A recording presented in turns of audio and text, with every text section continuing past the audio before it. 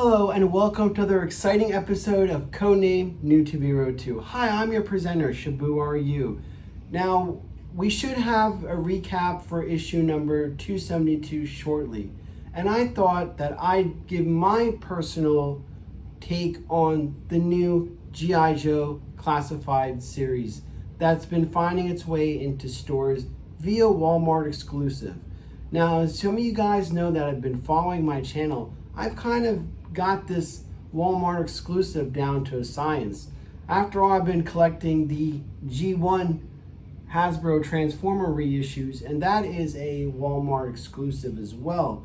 And there's a science to it, and I know a lot of people have been complaining about not finding them and finding them finally and then discovering that it's tapped bone dry. It's good and it's bad. That number one, that GIJoe, like a lot of YouTubers like myself, HCC788, Forum BX257, Half the Battle, GIJoe, I mean, Retro Blasting, our little community within a community have been waiting for this day for quite a while. So it's a celebration to the entire fan base that finally we have new GIJoes on the shelf. Now that's step one. Step number two, in my opinion again, is making GIJoe attractive to a new generation. And that's gonna be up in the air and debated for a while. And I hope that new kids find that enjoying GIJoe, it's good. It makes them good citizens, good people. One of the reasons why this fan base loves GIJoe so much is the values that they have instilled into all of us from all different faiths and backgrounds, that collectively we can achieve victory. So I hope that that's what's going to happen. But it's not happening that way because the adult collectors are picking these up. So let's talk about that. Now, I've waited, and you know the YouTube has been filled with people talking about these, even millennials chiming in, GIJoe is back, or stuff like that. So I decided to give an opinion from a GIJoe YouTuber to everybody. And first off, here's the thing. My initial reaction was I wasn't too happy. Yeah, I said it. But with all that being said, I'm still gonna buy because I want to support the brand. But hear me out. And I waited a while because in the background I was doing kind of like a survey and getting other people's opinion. And you'll be surprised, my findings are this, that most of us that were around in 1982 remember getting these figures in 1982 to 1987. That majority of those people, individuals, aren't a big fan of this new scale. While those that are 1987, maybe 1994, seem to be more in favor of this 6-inch scale. Now, why? Why do I feel that way? And most of us older guys feel that way. Well, here's the deal. When you see that 6-inch thing, the first thing that pops into my mind is that it is the Marvel Legends scale. And now this is the only Marvel Legends figure I have, and it's Black Widow in Infinity Wars. But I got it because I wanted to see what the hubbub was about, and I'm actually impressed. I do like this figure. I think it's cool to have, this character.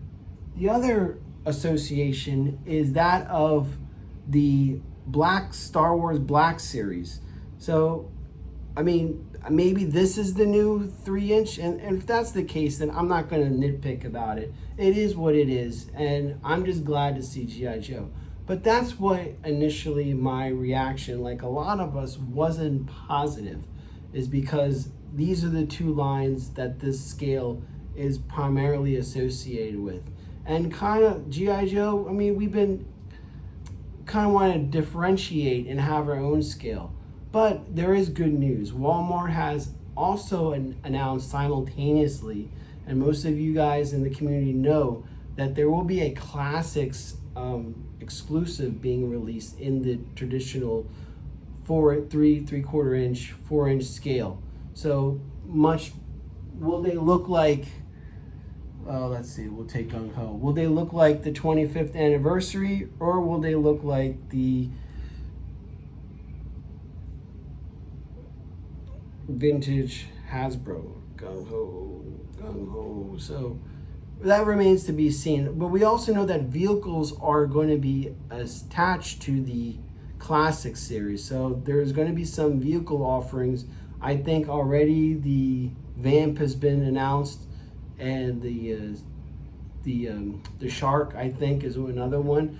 Well, it remains to be seen. I mean, it's out there, but just for the purpose of this video, there's going to be stuff to appeal to all of us. So that's the good thing. I just, they also announced the wave 2 of this classified series with Cobra Commander and Storm Shadow, and everybody's excited about that. And again, I'm not too keen even on the sculpt of the Storm Shadow, and as well as the Duke and Roadblock sculpt. I wasn't too keen on them, or as well.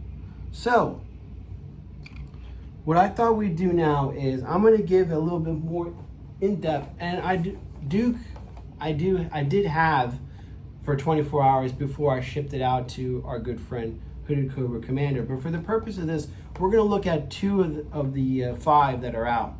And I had my pick of the litter because I was there and the display was just finally put out.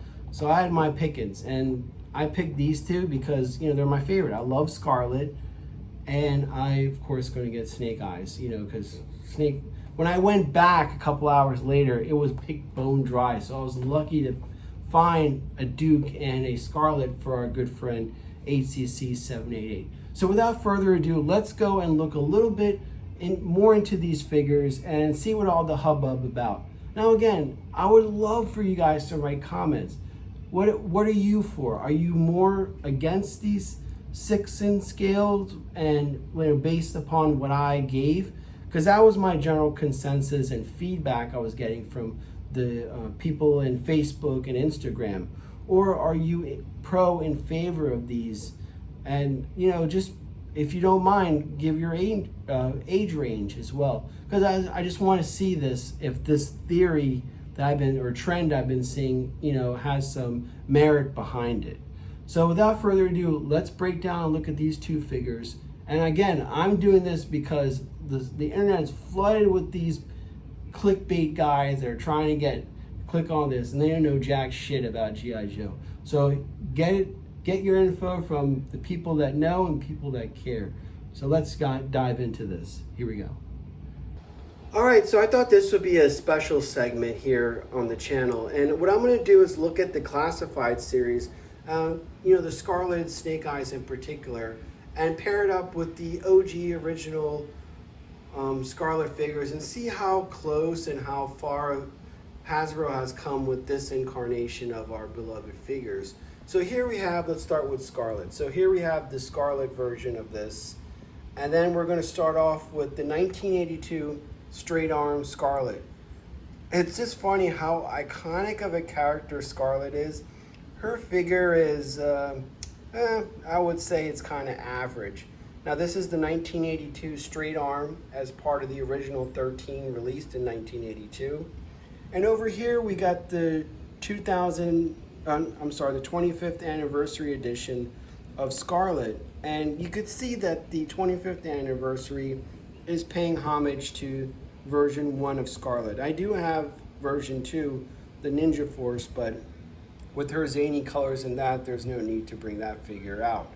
So when we look at the classified edition, we see what I like about this is just it's an updated version of Scarlet, and they have hints here and there of the original, but this is like a totally new modern version of Scarlet, and I think it's pretty good. Hey, the bottom line is this: if little girls see this in the stores and they pick it up and it inspires them, that's the most important thing. And that's what I hope, that some young girl will pick this up over a Barbie and realize that they could kick some butt.